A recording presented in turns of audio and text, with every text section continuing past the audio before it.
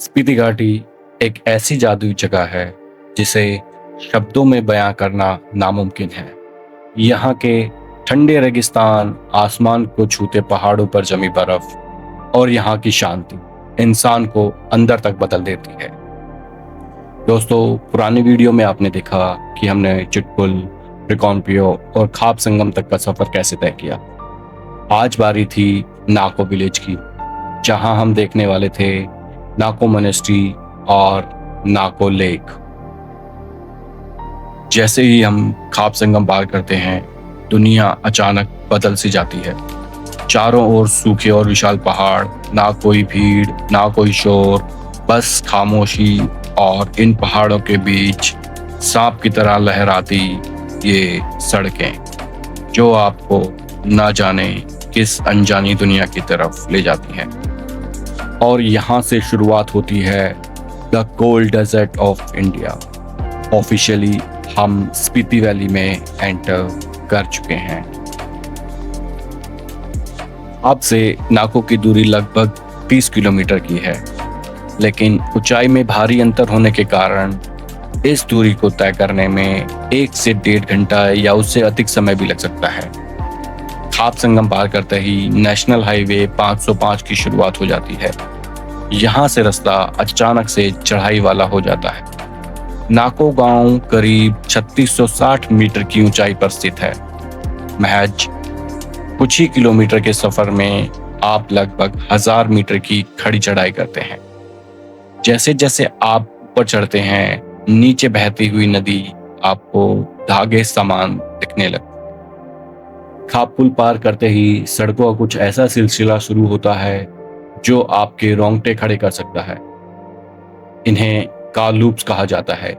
इन सड़कों पर बेहद ही शार्प मोड़ हैं, जिन्हें हेयरपिन बैंड्स यानी जलेबी की तरह घुमावदार रास्ता भी कहा जाता है।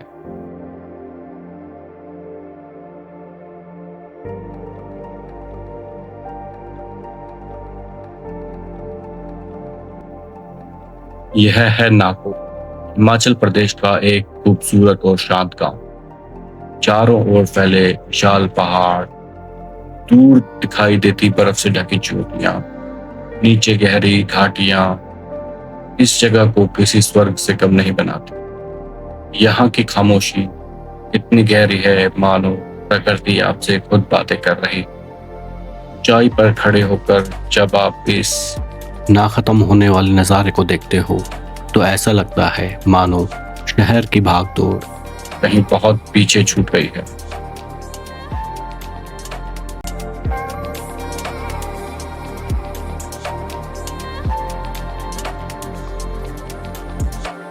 यहाँ रुक के हमने थोड़ा लंच किया और फिर चले गए हम नाको मोनेस्ट्री की तरफ।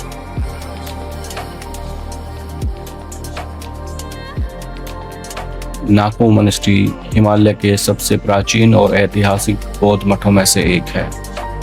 यह लगभग 3662 मीटर की ऊंचाई पर नाको गांव में स्थित है। यह मोनेस्ट्री तिब्बत धर्म के निमापा समुदाय से जुड़ी हुई है।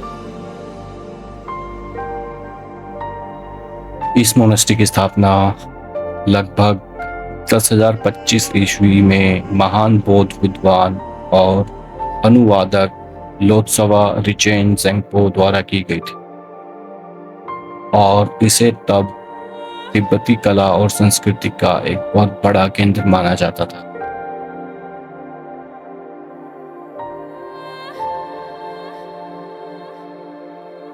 इसे परिसर का सबसे पुराना हिस्सा माना जाता है, जहां से रिचेन ज़ेंगपो की यादें आज भी जुड़ी हुई हैं।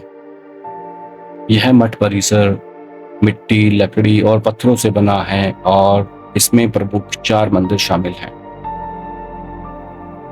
लोचेन रिचेन ज़ेंगपो वही इंसान हैं जिन्होंने संस्कृत भाषा के बौद्ध ग्रंथों का तिब्बत भाषा में अनुवाद किया था।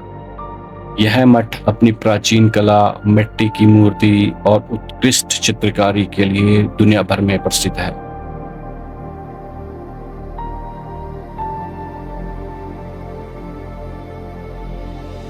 इस प्रांगण में एक अलग ही सुकून महसूस होता है। एक और बुजुर्ग महिलाएं अपने अनुभव की बातें साझा कर रही हैं और दूसरी तरफ छोटे बच्चे शिक्षा और संस्कारों की सीख ले रहे हैं। हिमालय की गोद में बसा यह मठ एक पूजा का स्थान ही नहीं, बल्कि आने वाली पीढ़ियों को संस्कृति और परंपराओं से जोड़ने का एक माध्यम भी। ये प्रार्थना व्हील्स एक कतार में लगे हुए हैं, जिन पर पवित्र बौद्ध मंत्र अंकित हैं। श्रद्धालु इन चक्रों को घुमाकर शांति, सौभाग्य और आध्यात्मिक ऊर्जा की कामना करते हैं।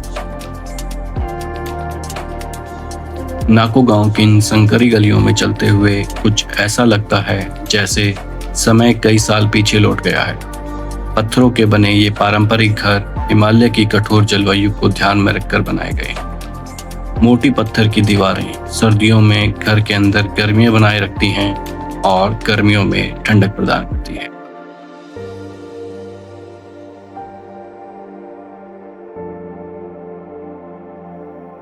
इन गलियों और घरों में आज भी किन्नौरी और तिब्बती संस्कृति की साफ झलक दिखाई देती है।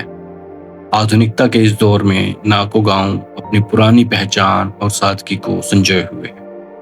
यही कारण है कि गांव में आने वाले सभी यात्रियों को यहाँ एक अलग सी शांति और अपनापन महसूस होता है।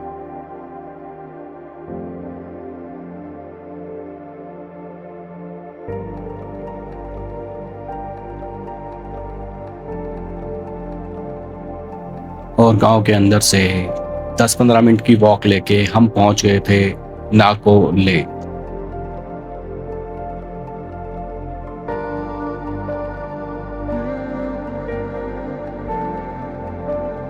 समुद्र तल से लगभग 12,000 फीट की ऊंचाई पर स्थित नाको झील हिमालय की गोद में बसी एक शांत और मनमोहक झील है। सदियों पुराना इतिहास, बौद्ध संस्कृति की गहरी छाप और चारों तरफ फैले बर्फीले पहाड़ इस जगह को खास बनाते हैं। सर्दियों में जब यह झील बर्फ की चादर ओढ़ लेती है और गर्मियों में ये शांत जल में पहाड़ों का प्रतिबिंब समेट लेती है, तब इसका सौंदर्य और भी अद्भुत हो जाता है। नाको झील सिर्फ एक पर्यटन स्थल नहीं, बल्कि प्राकृतिक, सांस्कृतिक और आध्यात्मिकता का एक अनोखा संगम।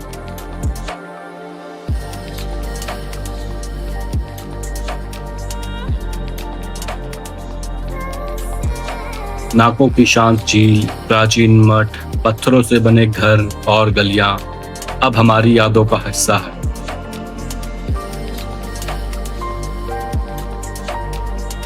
सूरज ढल रहा है, रास्ते आगे बुला रहे हैं, पर रास्ते खत्म नहीं होते, बस कहानियां बदलती रहती हैं। इसी के साथ हमारे स्पीति सफर का दूसरा दिन यहीं समाप्त होता है। मिलते हैं अगले एपिसोड में एक नए रास्ते और नई कहानी के साथ। अगर आपको वीडियो पसंद आई हो तो प्लीज लाइक करें। आपका कोई भी सुझाव हो तो कमेंट सेक्शन में दें और अगली वीडियो के लिए सब्सक्राइब करके बने रहें मेरे साथ। आपका एक लाइक, एक शेयर और एक सब्सक्राइब मेरे लिए बहुत इंपॉर्टेंट है। इसी के साथ मिलते हैं अगली वीडियो में, तब तक के लिए सायोनारा।